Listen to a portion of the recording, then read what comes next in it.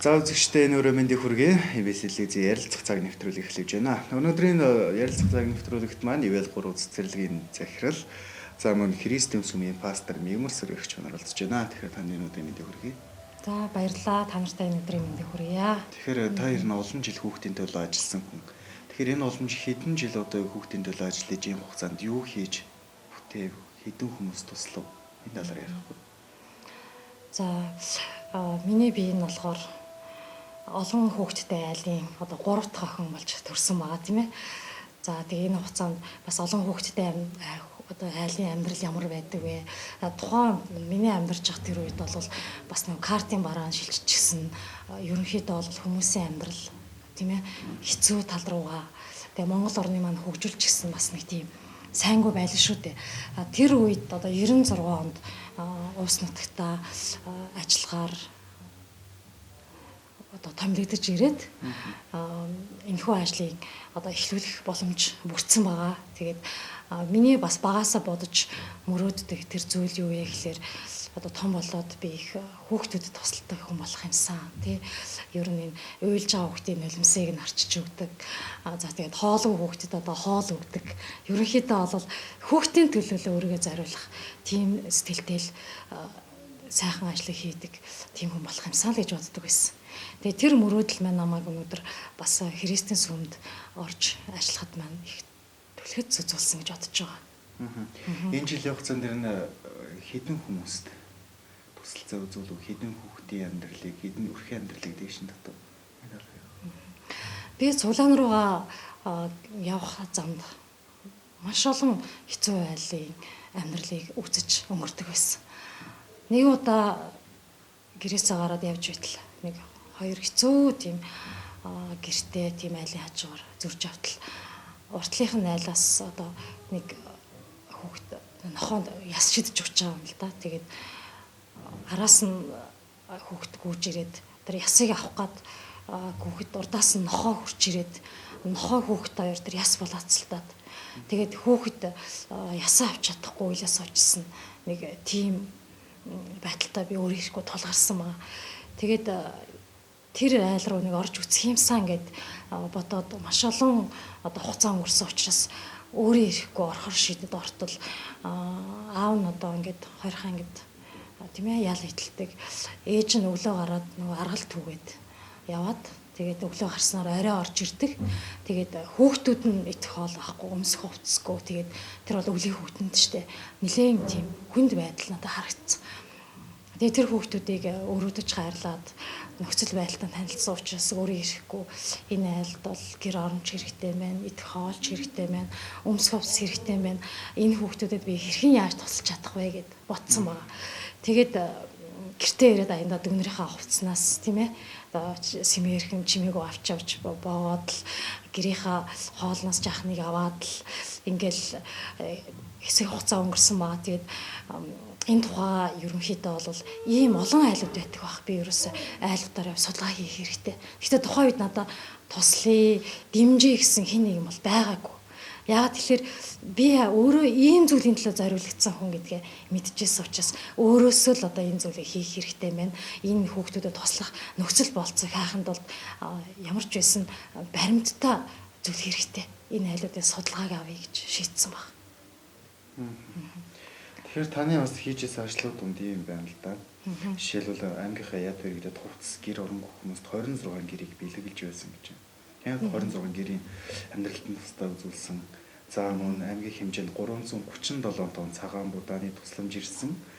Мөн тээврийн зардалд 10 сая төгрөгийг төлсөн гэдэг. 100 хүүхдэд хувцсны дэмжлэг үзүүлсэн гэдэг. Маш том ажлууд байна. Энэ ажлыг хийхэд ирэн танд санхүүгийн бололцоо болон тусламж дэмжлэгийн хувьд юу вэ? За мэдээч одоо гэр оронгүй айлын судалгаанаас миний ажил эхэлсэн. Тэгээд гэр оронгүй айлуудаар явхад гэр оронгүй гэсэн нэрийн цаана хүүхдүүд цэцэрлэгт явж чадахгүй, сургуульд орж чадахгүй, тэгээд бүр сургууль завсартчихсан, бүр 13 нас хүрсэн мөртлөө үсэггүй, тэгээд хувц сумаргүй, за зарим айлд яваад ороход авдартаа ингээд шуудаа гурил хийгээд хөвчтсөн.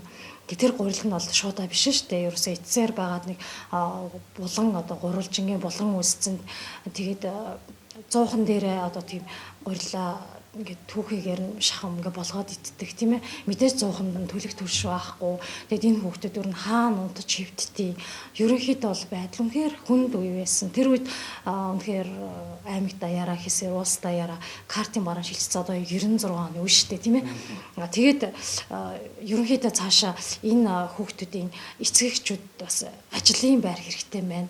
Ерөнхийдөө заагс барих аргыг нь л энэ хүмүүст зааж өгөх хэрэгтэй байна тийм ээ. Гээд бас нэлээдгүй олон ажлыг бодож сэтсэн байдیں۔ Тэгээд ядуурлыг бууруулах албаны дараахта холбоо тогтоогоод ийм олон нэлээдгүй олон ядуу амьдралтай айлууд байна. Тэгээд би ч гэсэн бас ядуу амьдралыг мэднэ л дээ. Энэ хүүхдүүдэд туслах ер нь ямар боломж юм бүгдээрээ ирж чавал яасан юм бэ гэд анх очиж уулзж ирсэн. Тэгээд та надад нэг юу өгөөч, газар өгөөч. Тэ газар өгвөл би одоо бас туслах дэмжих хүмүүсийг хаяа. Надад бас хин туслах байгаа юм бас хүн мэд тэ.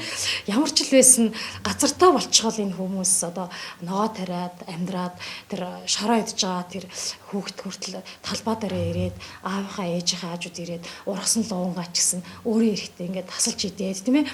Халтар нүрлээд болох нь ингээд сууж байгаасаа гисэн зүйлийг ботсон учраас энэхүү ажил маань явсаар бэлэгдсэн. Тэгээд энэ ажлаа хэрэгжүүлэхэд бол мэдээж нөгөө авсан баримт одоо бүх зүйл дээрээ тулгуурлаад эхний ээлжинд хүмүүсийг урьсан л да. Та нар манай аймагт ирээд хүнд байдалтай танилцаач. Хид хідэн айлууд байна. Тэр айлуудаар яваад үзвэл та нарын сэтгэл өөрөө ирэхгүй одоо ингээд өвтнөө. Тэгээд өнөөдөр иргэн баян болвол төр баян байдгаа. Тийм болохоор бүгдээрээ хамтдаа юм ажлыг хийх юмсан ингээд уриалахад хүмүүс байна хэсэг хугацааны дараа ирсэн. Ирээд нөхцөл байдлыг үзэж хараад зарим бүр нүдэндээ мэлмэстаа үнэхээр мига чи үнэхээр зөв энэ төлөө сэтгэлээ зориулж яваа юм байна. Ер нь чамтай хамтарч ажиллахад ерөөсөө бид нар болно гэж бодож байна. Тэгээд чиний одоо хийсэн энэ зүйл чи ерөөсөө төсөл чинь ямар ч ашиг болсон юм байна. Ерөөсөө л хүний төлөө чиглэгдсэн. Чи тэгээд ийм бага мөнгөөр ийм их юм хийж чадна гэж юу энэ төргээд тий болно чадна гэх тэгээд чи тэгээд цалин мөнгөгүйгээр энэ бүхний ард яаж гарах чина гэсэн байгаа. Надад цалин хамаагүй. Хүүхдүүдэд тусалж байвал энэ бол надад ирж байгаа маш том ашиг. Би энэ бол маш том олз гэж бодож байна. Гэхэд хүмүүс улам илүү надад итгэж байсан. Тэгээ ерөнхийдөө бол хийсэн ажил маань бэлэх одоо шат руугаа орж явсаар өнөөдөр бол сая 26 ангир гэсэн тий.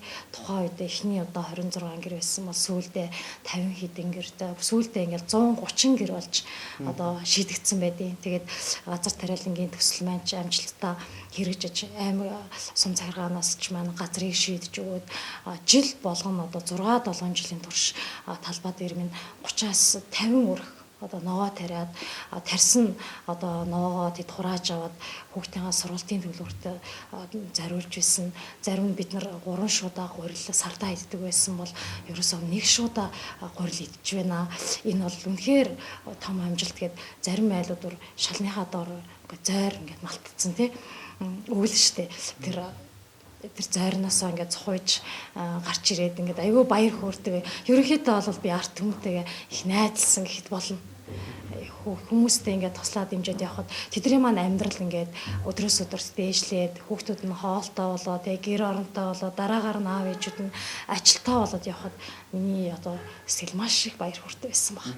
Тэгэхээр мигч яваад одоо сүүлд ямар ажлуудыг хийж байна? За өрхлөө чигсэн хүүхдүүд рүү чигсэн ямар ажлыг хийв? За сүүлийн үед болвол миний одоо хийж исэн ажлын маань тэр арга туршлага тэр зовж шаналж байсан тэр бүх өдрүүд маань ерөөсөө л хүүхдийн төлөө байсан.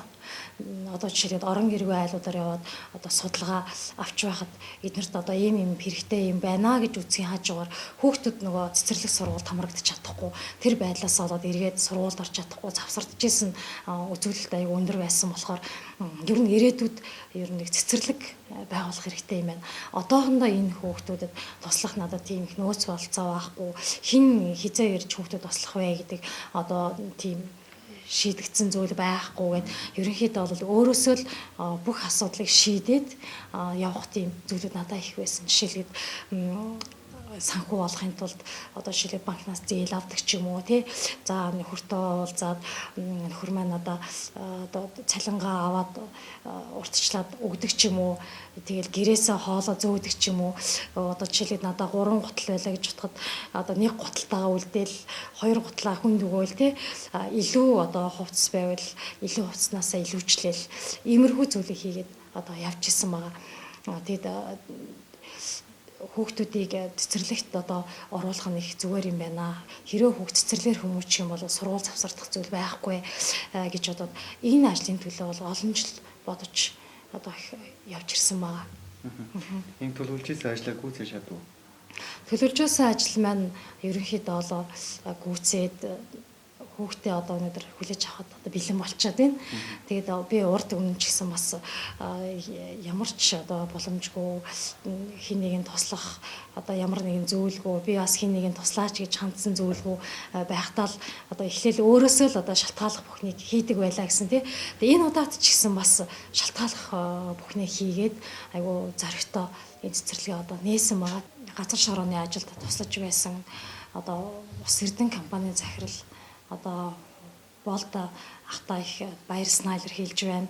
За тэгээд өөр Лавжоо гэдэг нэг барилгын компани нэг ах байгаа. Тэр ах бас чин сэтгэлээсээ бас шороо буулгаж өгөөд туслаж байсан байгаа. За тэгээд 5 дугаар цэцэрлэгийн хамт олон тэр аяараа оролцож байсан. За бид өнгөрсөн жил бүтүүнчин хүүхдүүдтэй ажиллах яг энэ судалгаа хийж авах үед битүү захын хамт олон энэ хүүхдүүдэд туслах сургийг сонсоод хүүхдүүдээ одоо нээж илрүүлээд бидэн дээр аваад ирээ бид нар тэр айлуудаар орох сэтгэл үнэхээр байвч одоо өөрийн чинь дагаад бид нар судалгаанд явж чадахгүй байна. Тийм болохоор хүүхдүүдэд аваад хүүхдүүдэд бид нар тусалнаа гэд надад амлалт өгчээсэн. Яг тэр амлалтандаа хүрч яг цаг нь болоход би хүүхдүүдийг аваад очиод бараг 30-40 хүүхдийг битүү захынхан маань үнэхээр бүрэн хувцалсан байгаа. Тэгээд барааны тасгийн хамт олон хүнсний цохын хамт олон үнэхээр чин сэтгэлээсээ бас баярлаж байгаа тухайга энэ ачрамд бас хэлмээр байна. Тэгээд танах чинь одоо төлөвлөгөө гэсэн ерөнхийдөө бол маш их баярлж байна. Тэгээд хаанаас гараад ирсэн одоо тэнгэр элчвэ. Одоо ийм хийж байгаа хүмүүсийг одоо бид нар нэг сайн мэдэхгүй юм байна гэдэг ч юм уу. Зарим урд нь одоо ингээд туслан дэмжлэг аваа явьжсэн хүмүүс өө мега биш те чиний ажлыг дэмжин шүү. Одоо ажиллаа хийсний дараа бидэнд хэлээрээ энэ төр гээд зөндөө хүмүүсээс надад урам зориг ирж исэн. Тэр ч тэгэл би цэцэрлэгээ байгуулах чадах байгаа аймынхаа засаг дарга тэгээ боловсрол соёлын газрынханд за тэгээд хүмүүстэй нэлээд танилцуулахад тэдэр маань нэг дэмжиж урам зориг өгчээсэн. Тэгээд тийм үү цэцэрлэгээ байгуулаараа дэмжин шүү. Төрөөс бас одоо хүүхдэд туслах тийм хувьсах зардлыг нь ядаж өгнө шүү гэл тэ. Тэгээд баярлж исэн ба. Тэгээд тэрний хажуугаар хүмүүс ерөнхийдөө бол урд жилүүд ч гэсэн аюух олон ажлуудыг хийгээд явж ирж исэн болохоор мегад одоо цаанаас нь 100% тийм хөрөнгө оруулалт өөрөөр хэлээ санхүүжилт орж ирсэн юм байна. Тэгээд энэ бүхнийг одоо хийж байгаа юм байна гэсэн бодолтой тэгээд надад хүмүүс одоо туслахаас илүү тусламж одоо их хүсэжсэн зүйлээсэн. Тэрүүнд нь ч гэсэн баярлж исэн. Одоо тэр өрөөл одоо бат орших болтгоо. Би угаасаа хүмүүс туслахын төлөө төрсэн хүн юм чинь болж байна гэсэн байдалтай явсаар тэгээ өнөөдөр одоо ингээд цэцэрлэг маань одоо бүх зүйл маань бэлэн болоод хүүхдүүдэд авахд одоо бэлэн болж байгаа. Тэгэхээр шинээр байгуулах зэвэл 3 гэж цэцэрлэг байгаа тийм ээ. Энэ үед ерөнхийдөө үнд хөлбөргүй цэцэрлэг гэдгээр бас улаан гомынхон бас баггүй хүрээд авсан цэцэрлэг байгаа тийм ээ. Тэгэхээр одоо энэний талаар үнд цэцэрлэг тэр байгуулахад одоо яг таны хувьд бол ямар нэгэн тусалцаа дэмжлэг гадны нөлөө тийм санхүүжилт бол байхгүй гэж байгаа шүү дээ. Тэгэхээр одоо үнгүү цэцэрлэгтэй болоход бас нэгэн хүндрэл гарч таарна. Тэгэхээр энэ талаар энэ асуудлыг яаж шийдэв? Одоо ерөнхийдөө энэ асуудал маань одоогийн байдлаар бол шийдэгдээгүй байна. Тэгээ харин он гараад бол төрөөс бахан хэмжээний зардал бол хувьсах зардал орж ирнэ. Тэгээд хувьсах зардал бол яг цэцэрлэгийг цааш нь ингээд доктортой аваад явах үйл ажиллагаанд зарцуулагдах одоо төсөв бол бас биш тийм ээ. Ерөнхийдөө бол цаашдаа ингээд хүүхдийн төлөө дэмжих сэтгэлтэй хүмүүс ер нь явандаа бол орж ирнэ. Тэгээд энэ тухайга би одоо ажиллаа хийгээд тэгээд бусдын нүдэнд бас сайн ажиллаж байгаа байдлаа харуулад Тэгээд үйл ажиллагаа маань одоо ийм төвшөнд явж гинэ гэсэн зүйлээ харуулхад дэмжих хүмүүс одоо гарч ирэх байхаа гэж бодож байгаа. Тэгээд эхний ээлжинд би бас эцэгчүүдтэй хандаж хэлээд байгаа. Одоо өөрөөр хэлбэл бид нар танаа хүүхдүүдийг цэцэрлэг тамрагдахад мэдээж хүүхдүүд чинь сайхан хоол идэх хэрэгтэй. Хүүхдүүд чинь одоо эрүүл мэнд болон бусад зүйл дээр бас бүх зүйл нь одоо тийм амар тайван байх хэрэгтэй. Тэгээд манай цэцэрлэгийн зүгээс бол дээд зэргийг одоо чанарын шаардлага хангасан байх хэрэгтэй. Аль болох танаа хүүхдүүдийн төлөө одоо шалтгааллах бүхнийг хийж байна. Тэгээд дээр нь мэдлэг одоо чадвартай тийм одоо багш нар боловсон хүчин манай дээр ажилд орж байгаа. Дээр нь одоо хүүхдийн тоогоочин ч гэсэн хүүхдийн төлөө одоо олон жил одоо хоол хийж ажиллаж байсан тийм чадварлаг хоёр тоогоочч маань байгаа. Тэгээд юу нь одоо болохгүй байгаа юм бэ гэхээр эцэг эхчүүдэд би хандж нэг уриалгыг гаргасан байгаа тий. Эцэг эхчүүдэд би цуглуулад заримдаа хурал хийгээд одоо нөхцөл байдал бол ийм байна. Хувийн цэцэрлэг байгууллагад бол маш их санхүү хэрэгтэй байсан. Тэгээ ерөнхийдөө бол ингээд ийм зүйл хийсэн байгаа. Сар бүр нэг 80,000 төгрөгийн төлөөр авъя гэж бодож байгаа. Гэхдээ явандаа бол он гараад төрөөс хувьсах зардал орж ирвэл бид нар бүр болж игэл төлөвлөгөө болно. Тэгээд магадгүй цэцэрлэгийн маань үйл ажиллагаа доктортой байлгахын тулд бид нар он гараад хувьсах зардал орж ирсэн ч гэсэн нэг ээжээс нэг аваас тийм ээ мөн нэг 20,000 төгрөг аваад явъя гэсэн саналыг оруулж гинэ гэж хэлсэн байгаа. Тэгээд өнөөдөр бас ингээд телевиз үзээ сууж байгаа хүмүүс маань ард түмэн маань бас энэ уриалгад бас хамтдаа нэгдвэл их зүгээр гэж бодож байгаа. Учир нь танаа хүүхд энэ цэцэрлэгт явдагч байсан, явдггүй байсан ч гэсэн та бусдын хүүхдийн төлөө одоо амьдралынхаа нэгэн хэсгийг зориулаад хүүхдэд бас одоо хоёрынхаа зүгээс ч гэдэг ч юм уу, компанийнхаа зүгээс ч гэдэг юм уу, одоо бизнесийнхаа зүгээс ч юм уу дэмжлэг үзүүлвэл бид бол хувийн цэцэрлэг маань бүх одоо нөөц бололцоогоо ашиглаад та нартайгаа хамтдаа алхаад хүүхдүүдэд туслаад одоо явах тийм сайхан зүйл одоо бүрдчихэд байна гэж уриалгасан. Манай цэцэрлэг одоо энэ эрх нэгдэх өдөр хүүхдүүдэд аваад бид үйл ажиллагаагаа эхлэхээр одоо зорж байна. Тэгээд энэхүү ажил маань эхлэхэд эцэгчүүдийн оролцоо хүүхдүүдийнхаа төлөө гэсэн одоо үүрэг хариуцлага тэгээд дээр нь бидэнтэй хамтран ажиллах эргэн тойрны маань хүмүүсийн оролцоо мэдээж хэрэгтэй. Тэгээд бүгдээрээ хамт олноороо одоо нэгэн зүрх сэтгэлээр нэгдэх юм бол хамтаараа болвол бид нар маш олон зүйлүүдийг хийж энэ их хариуцлагатай ажлын ард гарч чадах болно гэж үнэхээр итгэлтэй байгаа. За тэгээд манай цэцэрлэгт хамрагдж байгаа хүүхдүүд маань зарим нэг эцэгчүүдийн ойлголтоор бүгдээрээ тийм амьдралын бололцоогүй хүнд нөхцөлд амьдардаг тийм хүүхдүүд бас биш тийм ээ. Боломжтой айлын хүүхдүүд ч бас байгаа. Тэгээд энэ давчранд бол хүүхд учраас бид төлбөрийн хэмжээг хувь тогтоох байдлаар бас тогтоо гэж бодож байгаа тий. За боломжтой айлын одоо хүүхдүүдээс бид эхний ээлжинд 80 гэсэн бол за он гараад бид нар боломжгүй хүүхдүүдээс 20,000 гэж байгаа тийм ээ. Гэхдээ цаашаа хүүхдэд туслах одоо тийм сайхан сэтгэлтэй хүмүүс ороод ирвэл бид бүр болж өгöd бүр сүулдэ бүр төлөвлөгөө болгоч одоо болно гэсэн зүйлийг бас зориод байгаа тий. Тэгээд энэ байдлуудыг эцэгчүүд манаас ойлгоод туслаараа өөрийн хэрвэл боломжтой одоо хүүхдүүдийн өгсөн төлбөрөөр боломжгүй хүүхдүүд нь ингээд тэр одоо төлөвлөрт нь багтаад хүүхдүүд маань бас бүгдээрээ эргэтгэж хоолтой ундтаа бас баяр хөөртөө одоо явах тэр бодлогыг бид нар хэрэгжүүлэх болно. Манай телевизийг үзээр сууж байгаа хүмүүс дотор хүүхдийн төлөө гэсэн цагаан сэтгэлтэй хүмүүс байгаа болвол туслахыг бас миний зүгээс хүсэж байна. Тэгэхээр өнөөдөр манай ярилцах зэрэг нэвтрүүлэг энэ хүрээд өндөрлөж байна. Манай ярилцах нэвтрүүлэлд оролцсон Мигмус өргөжтэй баярлалаа. Баяртай үзэгчтэй.